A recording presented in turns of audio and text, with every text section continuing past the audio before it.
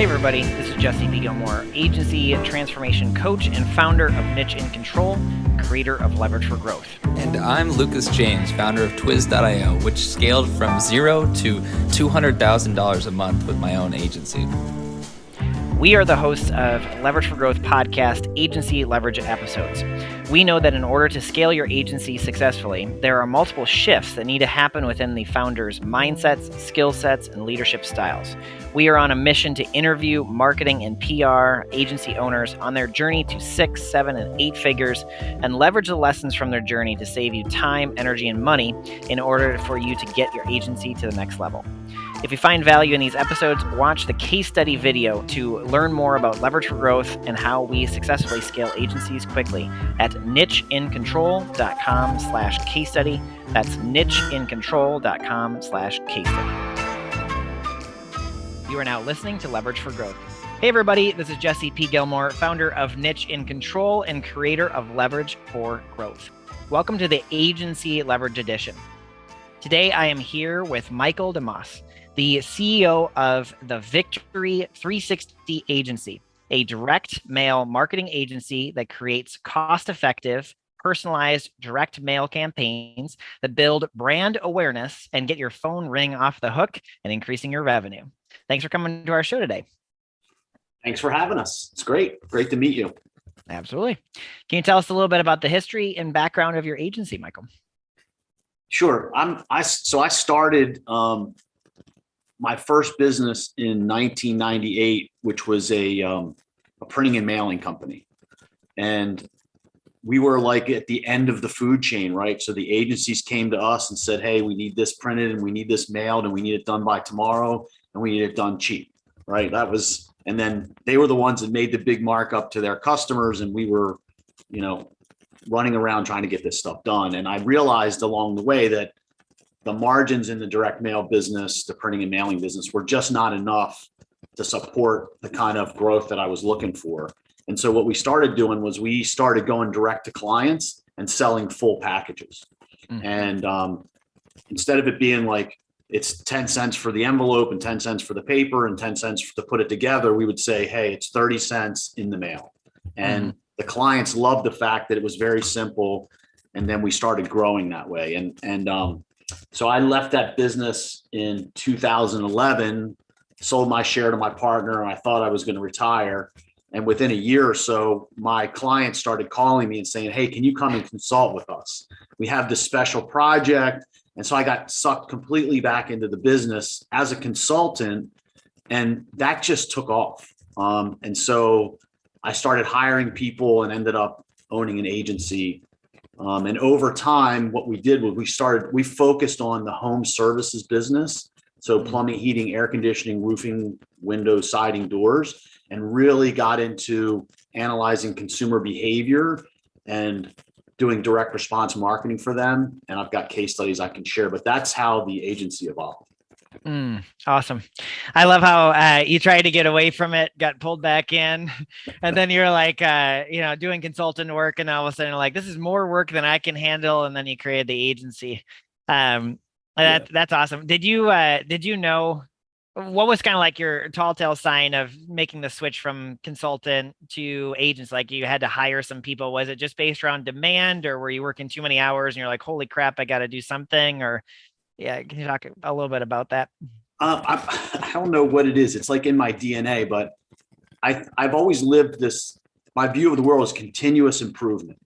Mm-hmm. So I always look at like where I am is, even if I'm 4 feet underground now, and then next week I'm 3 feet underground, it's still progress, right? Mm-hmm. And I just love the idea of expanding the offering and making it better and better for the client. So if I could, if I got 2% response rate this week and 52 weeks later it was 3, the client's happy, I'm happy. And I felt like the way I was working with the clients, I ended up on their side of the table, like I was in their company, kind of representing them. And I just loved that feeling.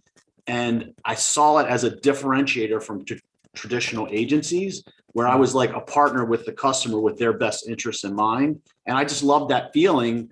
And people that I started bringing on board, they loved that change, that fresh new view as well.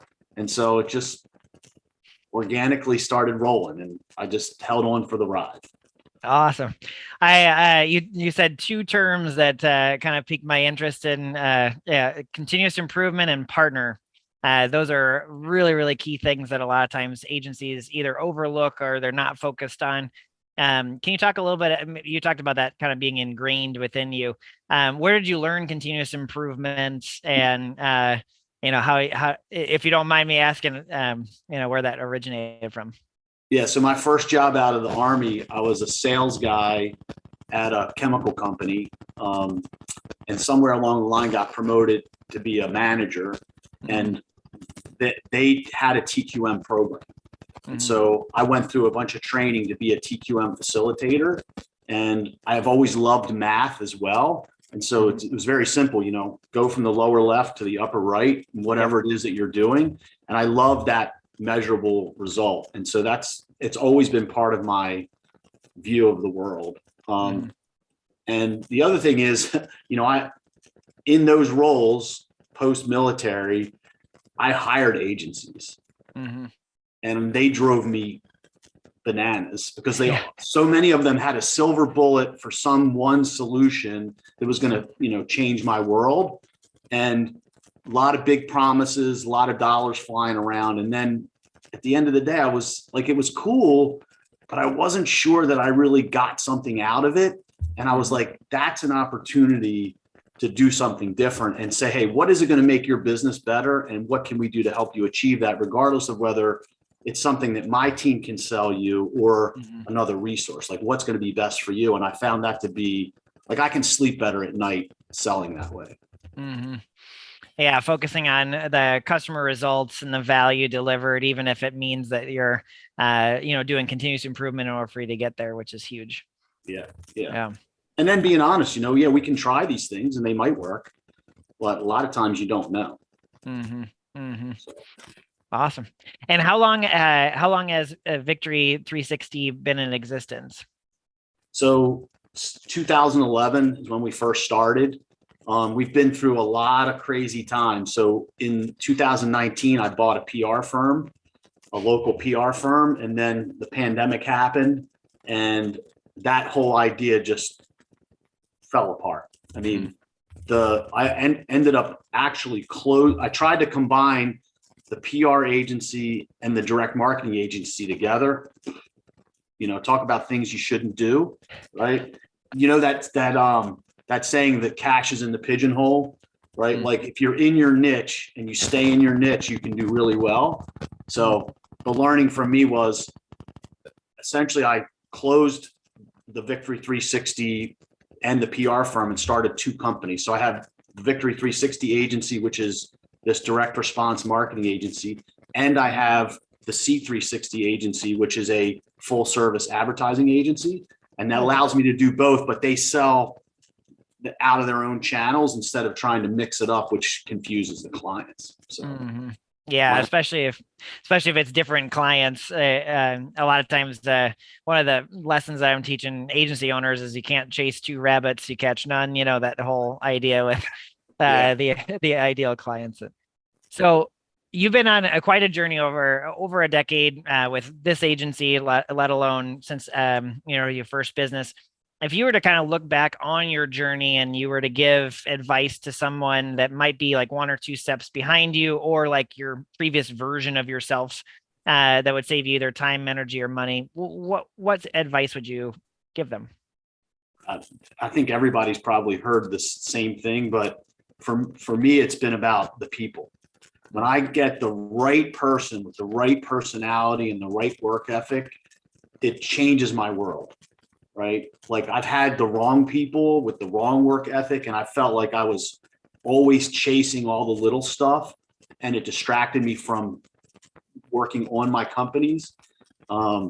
It's all about having really good people, and sometimes I've overpaid, but who cares, right? Like get the right people, and then the work gets done well, and the customers love them, and then I think the second thing would be, if your gut's telling you they're a bad client, they're probably a bad client, and run. So we've been really good about, like, we have real personal relationships with our clients. And if we don't have that, we don't work with them. It's too hard. Mm-hmm. Yeah. Those were my two big ones. Yeah. So the internal people, making sure you got good quality people regardless. And then also the people that you're working with, make sure that there's a good symbiotic relationship and that's mutually beneficial. Yeah. Oh. It makes it fun, right? Life is short. Don't make it too hard on yourself. Yeah. Your client's making you lose sleep at night. Maybe they should be somebody else's client. Yeah, sure. And so what are you working on right now? What are you excited about over the next maybe 1 to 3 years or so? So the big thing for us is we have been manually crunching consumer behavior data. So literally with big Excel spreadsheets and statistical models, and it takes a lot of manpower, and we finally have invested in automating this thing and then putting machine learning on top. So it's in development. And I'm really excited to have a live dashboard that helps a client decide. A good example would be some people like a deal and some people are more interested in quality. So if you mail the right message to the right person, you can double your response rates. And we can figure that out now, but it's very complex. And our goal is to be able to do that in real time. So every week we can drop a mail piece that fits that particular demographic. And because the home services companies are getting gobbled up by venture capital, these are turning into bigger and bigger deals. So one venture capital company might own 7 or 8 brands. And now we're working with one person, one director of marketing, and doing it across the whole enterprise. And it can be super effective as opposed to having to deal with every single individual client. So those are the two things that we're really fired up about for the next couple of years. Sounds exciting. I'm like, how can I get my hands on that database? No, I'm just kidding. You can. You actually can. It's Experian is the big, data gorilla.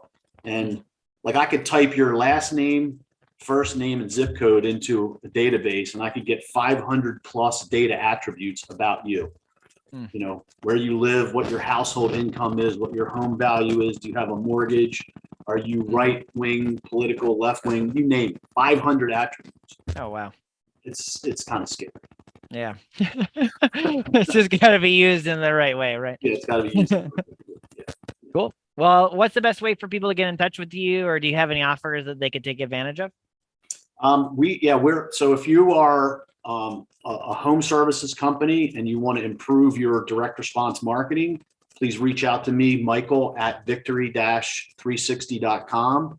And what we'll do is we'll do an initial evaluation of your customer database, recency, frequency, and monetary value. And I promise you in 30 minutes, you'll learn more about your business that you should have known than any CFO has ever given you. And it will help direct your marketing efforts in the future. Awesome.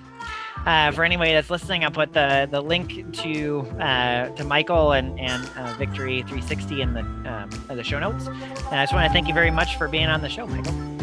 Thanks for having me. I greatly appreciate it.